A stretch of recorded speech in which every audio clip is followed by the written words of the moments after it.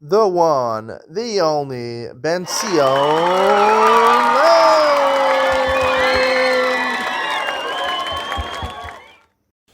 Good evening and welcome to Yeshiva YouTube Daily Double. Today we're doing Shekalim, Perek Aleph, Mishnah Beis and Gimel.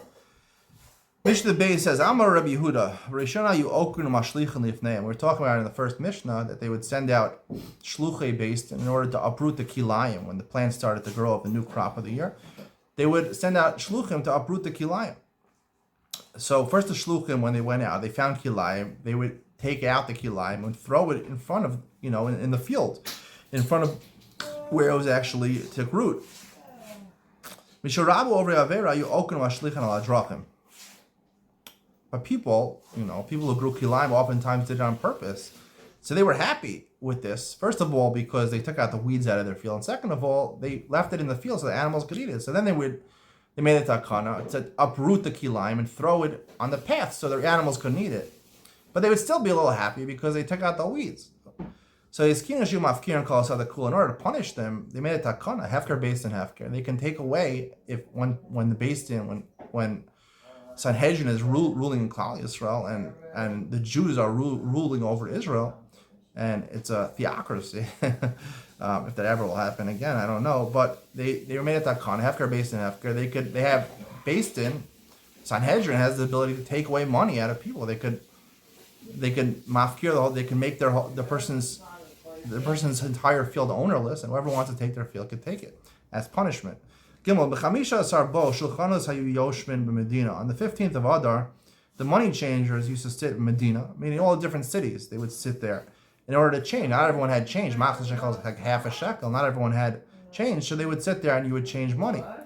B'esrim b'chamisha yashvu b'mikdash. On the 25th of Adar, they would go and sit in the mikdash because it was very close to Aleph Nisan when they had to actually give the machzor shekel. So more people were already close to the mikdash. Once on the 25th of Adar came, they started to make sure people take machzor shekel. They took a mashkon, they took a collateral. They would take other people's possessions in order to force them to give the machzor shekel. It's mima mashkonim. Who would they do this to? Levim, Yisraelim, Gerim, Avadim, Mishucharim. They would do it to Levim, Yisraelim, even Gerim, or Avadim, Mishucharim, Avadim that were freed. Avalo Nashim Avadim Uktanim. Nashim and Avadim Uktanim are Pturim Machzor shekel. Nashim are Patur. It says Ish Kofer Nafsho. Avalo Isha. Avadim are Hukash to Isha. Whatever mitzvahs the women are obligated, the Avadim are obligated. They're not obligated. Uktanim. It's a machlokas over here between Rabbi Bartanura and the Rambam. Rabbi Bartanura says Katan means anyone under the age of 20. You don't have to give Machzor shekel until you're 20 years old. And according to the Rambam, no, I mean he's katan. He's literally a katan. He doesn't have shtei saros. He's not a midoraisa gadol. Once he turns 13, they would be obligated to give. We'll talk about him in Machlokas in Iyum Mitzion. Kol katan shehiskal aviv lishkal yado shuvin opposing. Sometimes the father would give for his children, even though they're under the age of bar mitzvah. According to Rabbi Bartanura, under the age of 20, they would gift them. And if the father would die, the katan would have to continue giving. They mashknes kohanim imnei darchei shalom. The Kohanim, even though they're also part of Klal Yisrael, since they did a lot of the avodos in the Beis HaMikdash, they're always working to bring their karbanos, and it would be to make this penalty.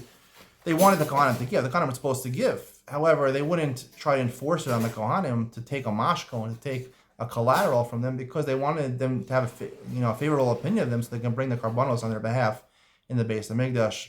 Stay tuned for Iyum Mitzion, where we discuss probably a very fundamental machlokas about Masechas Shekalim over here. This machlokas in the Rambam and Rabbi Bartanura about exactly what the definition of a katan is when it comes to machzor shekel. We'll really try to explore what the mitzvah of machzor shekel really is. A fundamental machlokas in the Rambam and Rabbi Bartanura, Ian Mitzion, coming up next.